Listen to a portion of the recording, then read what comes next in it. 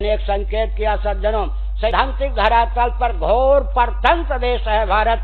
शिक्षा की प्रणाली हमारी अपनी नहीं, रक्षा की विधा हमारी अपनी नहीं, कृषि गौरक्ष वाणिज्य के प्रकल्प हमारे अपने नहीं, सेवा के प्रकल्प हमारे अपने नहीं, उद्योग के प्रकल्प हमारे अपने नहीं, यहाँ तक कि संविधान की आधारशिला हमारी अपनी नहीं, यहाँ तक कि स्वतंत्र भारत में हिंदू अब तक एक नंबर का नागरिक नहीं। किस आधार पर हम कह सकते हैं कि भारत स्वतंत्र देश है? जितनी परतंत्रता के दिनों में हमको प्राप्त नहीं थी, उतनी परतंत्रता स्वतंत्र भारत में हमको प्राप्त है। सैद्धांतिक धरातल पर भारत घोर परतंत्र देश है। अब तो भोजन विवाह आदि की प्रक्रिया में भी विकृति की पराकाष्ठा आ रही है। इसलिए पूरे आमूलचूल परिवर्तन के लिए अहंकार को छोड़कर मर्यादा की रक्षा का पालन करते हुए संत महानुभावों का यह दायित्व होता है कि वे सैद्धांतिक धरातल पर भारत को स्वस्थ करने का बीड़ा उठावें। श्रीमद् भागवत के अनुसार 4-5 उदाहरण देकर मैं वक्तव्य को विराम देता हूँ। आप सोचते होंगे बार बार कह रहे हैं वक्तव्य को विराम देता हूँ, लेकिन विराम दे नहीं रहे, तभी तो आपका मन लटका है। हमारी प्रार्थना प्रेरित कर रही है आपको। सुनिए, ऊपर से लीजिए। हिरण्यकशिपु के शासन तंत्र को, दिशाहीन शासन तंत्र को चुनौती देने वाला दूसरा कोई शासक था क्या? हमारी क्या उपयोगिता है?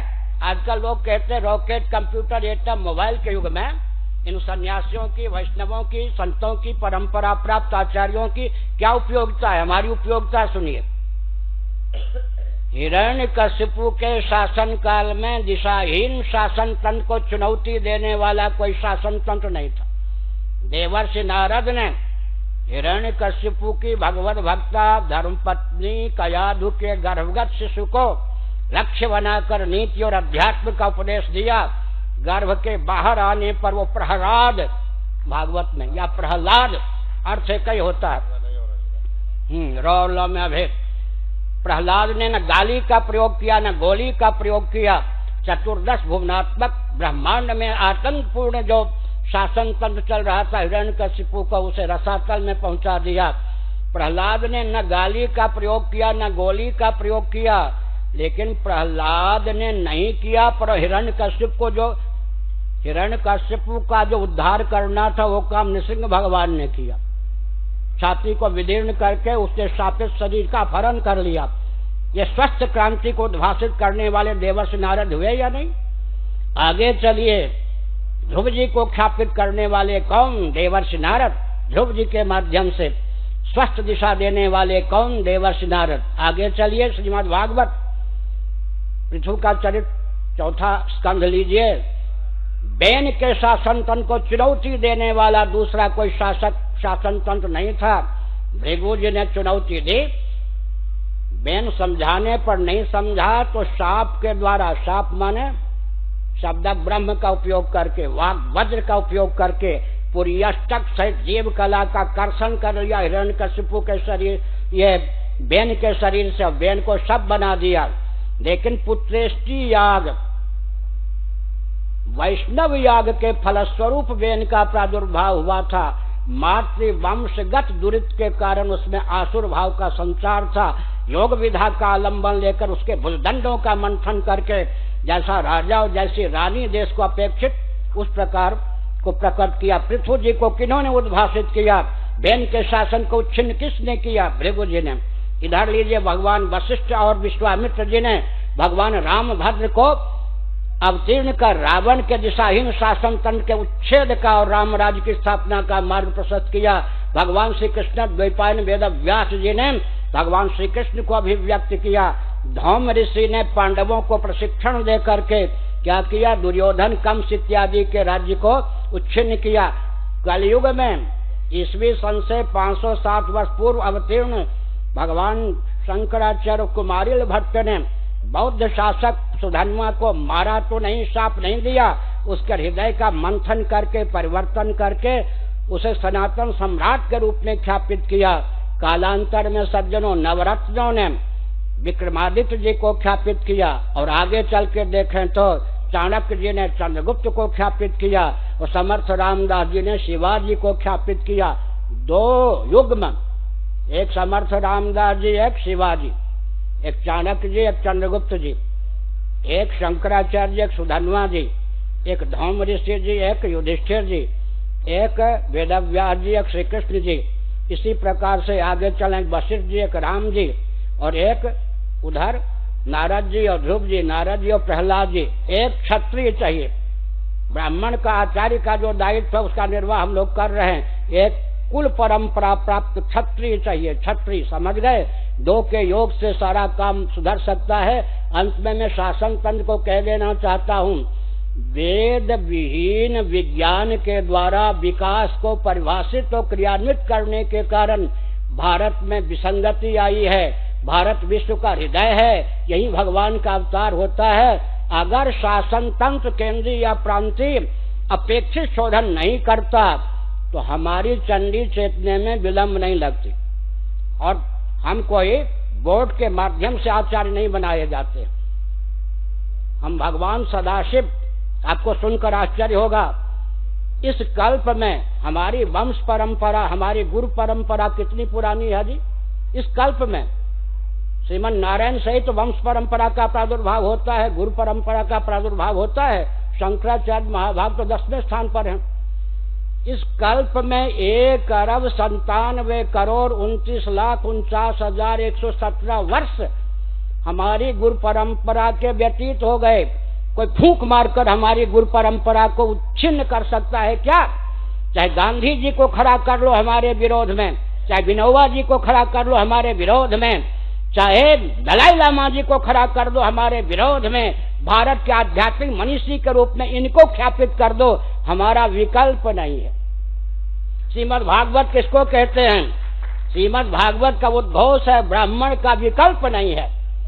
अगर विकल्प को ढूंढोगे ब्राह्मणों को ताक पे रखकर, तो आधुनिक शिक्षक, नेता, मंत्री, इन्होंने ब्राह्मणों के विकल्प के रूप में ख्यापित करके ब्राह्मणत्व का विलोप किया या नहीं? इन्हीं से ब्राह्मणत्व को, शिक्षा पद्धति को खतरा है या नहीं? क्षत्रियों का विकल्प निकाले गए ये पुलिस और मिलिट्री वाले, इन्हीं से रक्षा विभाग को खतरा है या नहीं? सेनाध्यक्ष से, गृह मंत्री से, रक्षा मंत्री से देश की रक्षा को खतरा है या नहीं? ये क्षत्रियों के विकल्प हमारे लिए घातक हैं या नहीं? वैश्यों के विकल्प, उद्योगपति, ये हमारे लिए घातक हैं या नहीं? शूद्रों के विकल्प, मिशन के माध्यम से सेवा करने वाले हमारे लिए घातक हैं या नहीं? क्रिश्चियन तंत्र से विकल्प वही कारगर होता है। भगवान राम और लक्ष्मण, 9वां स्कंद श्रीमद् भागवत, कुलीन क्षत्रिय दो ही थे, बाकी हनुमान जी आदि भगवान के परिकर देवता के अवतार होने पर भी वैकल्पिक क्षत्रिय थे।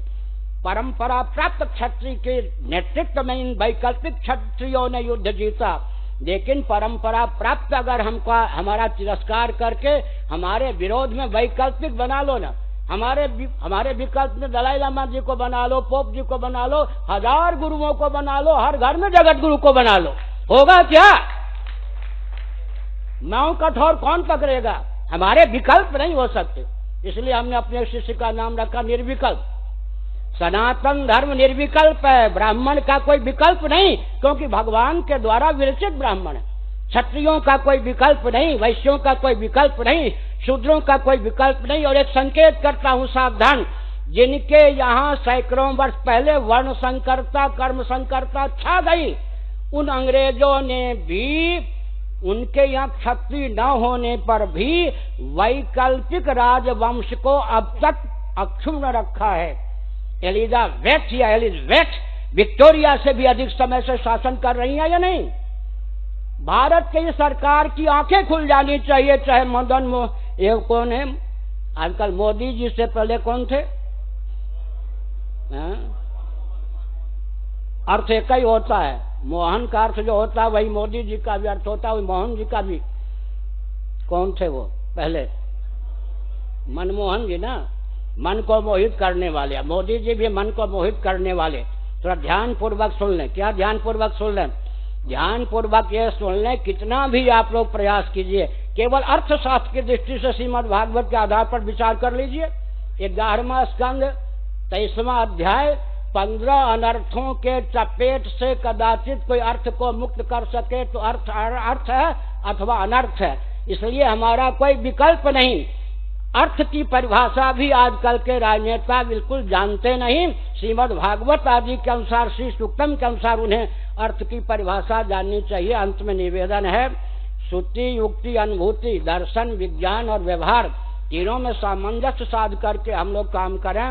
1000 जगत गुरु बना लो, 1000 आचार्य बना लो, लेकिन वो बने हुए कोई काम नहीं देंगे। परंपरा प्राप्त जो हमारी विधा है, गुरु परंपरा है, उसकी रक्षा होनी चाहिए, उसका सम्मान होना चाहिए। परंपरा प्राप्त गद्दी का सम्मान व्यक्ति का सम्मान नहीं है, समझ गए? किसका सम्मान है? परंपरा का सम्मान है।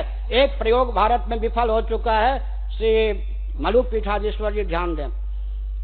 महामंडलेश्वरों आदि ने कहा, पुरी के शंकराचार्य जी, निरंजन देव जी महाभाग, जिन्होंने गोरक्षा के लिए 72 दिनों तक अनशन किया था, आप गद्दी का व्यामोह छोड़िए, उनके पास तो था ही नहीं व्यामोह, हम सबों के साथ बराबर बैठ जाइए।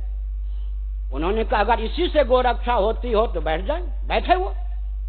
लेकिन पाश्चात्य जगत ने क्या सोचा, इन भारत के संतों का कौन रक्षण करेगा जो अपने आचार्य को भी महत्व नहीं देते। क्रिश्चियन जगत आज भी पोप का महत्व देता है, उन्हें राष्ट्राध्यक्ष और सेनाध्यक्ष का पद भी प्रदान किए हुए है। बौद्ध जगत आज भी भारत में भले ही विस्थापित होकर, मान्य अतिथि होकर दलाई लामा जी रहते हो, उनका महत्व जानता है। उन्हें तिब्बत के संविधान के अनुसार राष्ट्राध्यक्ष और सेनाध्यक्ष का भी दायित्व प्राप्त है। भगवान शंकराचार्य ने 4 धार्मिक आध्यात्मिक राजधानियां बनाई। 1000 जगत गुरु बना लो, 1000 आचार्य बना लो, कबीर पंथियों के भी आचार्य बना लो, सबको चुनौती है। मनु परंपरा से जो हम आचार्य हैं, हमको 7वें आसमान में भेज दो, गुफा में, 7वें गुफा में जाके बंद कर दो।